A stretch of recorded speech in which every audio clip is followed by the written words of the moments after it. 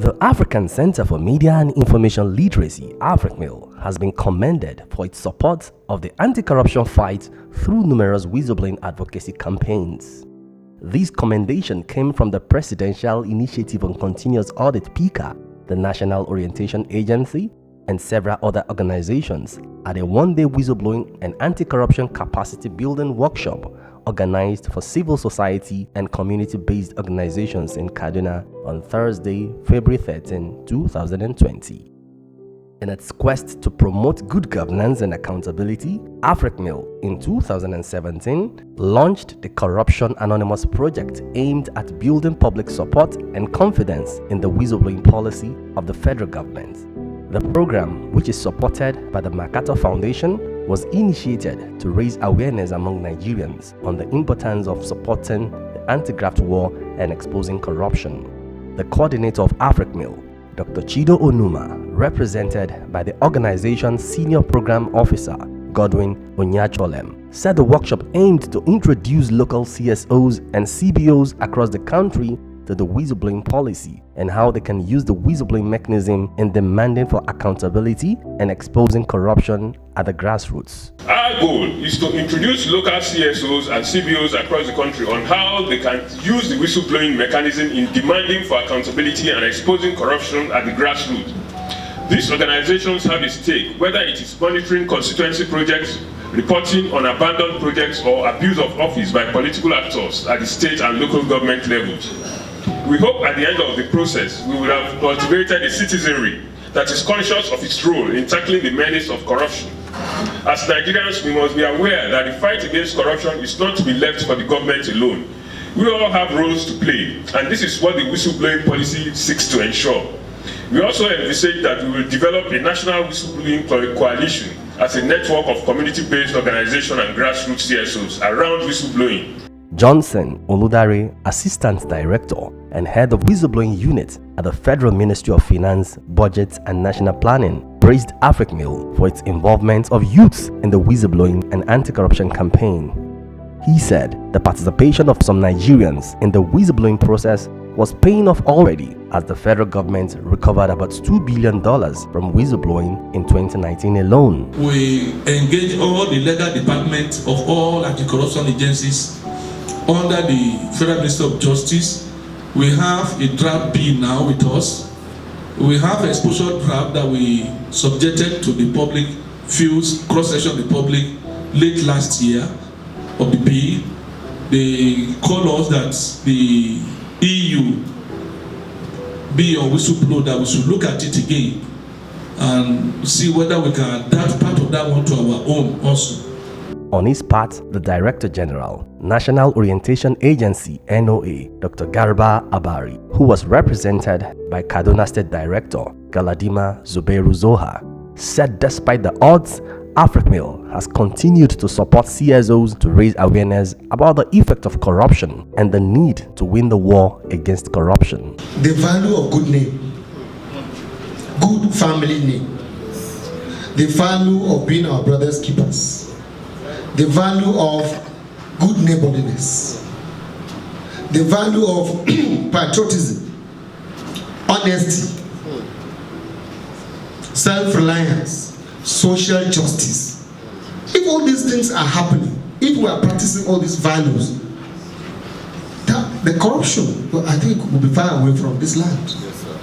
Professor Bolaji Owasanoye, Chairman ICPC, who was represented by Kaduna State Commissioner Mr. Shehu Yahaya, revealed that the Commission had launched a mobile application tagged Wahala Day to intensify the anti-corruption war. He urged Nigerians to be sure of the tips they provide the Commission to avoid being sanctioned for providing false information. There is one section that we doesn't want to tell people. Section 64.3. We don't normally mention it because it discourages people from reporting, but we have to say it. This section of the Act, making false or malicious statement. If you report somebody because you want to make money, you want to reveal that somebody kept so amount in his house, and we went there, we didn't see the money, Section 64, highest punishment in the ICPC Act, 10 years imprisonment. So, but we don't want to mention it, but at least we have to let people know. Reiterating his commitment to the fight against corruption in the country, the acting chairman of Economic and Financial Crimes Commission, EFCC, Mr. Ibrahim Mago, said the commission had developed a manual that will be used to campaign against corruption in churches, mosques, and schools. Mr. Mago was represented by Mr. KASIMU of the Kaduna office of the commission. Pastors and imams, they developed manuals, both Christian and Muslim manuals, for teaching and practice in churches and mosques. This manual has been developed, and we've started having workshops in various zones so that those manuals will be used in churches and mosques. Then they will now go along to various schools to preach what is corruption. Abu Simon, Deputy Director, Defense Service Department, Code of Conduct Bureau, said the anti-corruption fight appeared difficult due to lack of political will on the part of government, noting that until it becomes a war devoid of tribal considerations, it will be difficult to win. The Bureau and other agencies are quite different because the Bureau has its own court, which is the Code of Conduct Tribunal that tries our own cases where there are violations.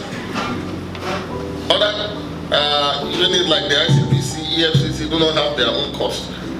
They go to the conventional courts. That is why you don't hear most of our own cases, because our own cases are embedded in our own courts and we try them. And like he said, in one of the courts, you write your complaint, you make your complaints with the Code of Conduct Bureau.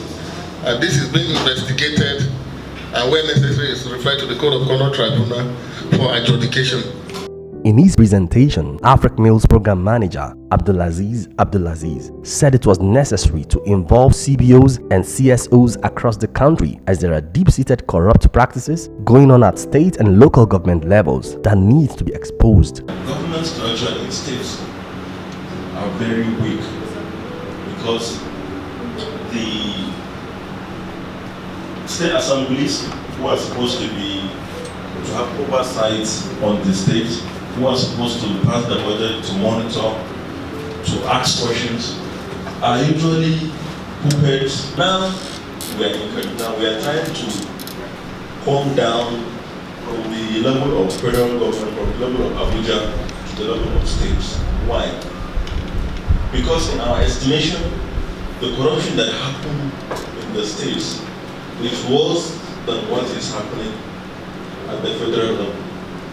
This is the second in the series of whistleblowing sensitization workshops planned for CBOs. The first was held on January 30, 2020 in Calabar, Cross River State. Participants at the event also expressed their view about the whistleblowing policy and the fight against corruption. Okay, you talk about cars, that when you go to EFCC, you have a lot of cars parked. What's happening to these cars? I know each year there's a depreciation on such cars, and it becomes scrap. When it becomes scrap, what is the value? So these are things we should talk about.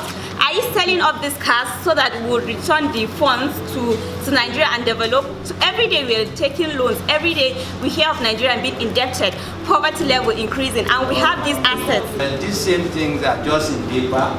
But translating it down to documents that citizens can use to track and hold government accountable for every kobo that's happening. I think that is where, for us, we need clarity on how we can engage more. The tools are there.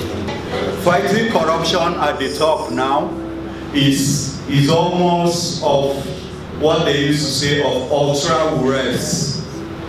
I believe if we will start fighting corruption from the grassroots, where the right values are inculcated in the young ones, the way our religion is inculcated in the young ones, and they grew up with it, then we are getting it right. My problem with the anti-corruption fight is right now I'm having 24 cases with EFCC. Even tomorrow we will be having sensitization and stuff. But it started since last year. Out of the 24, up to date, no one have paid.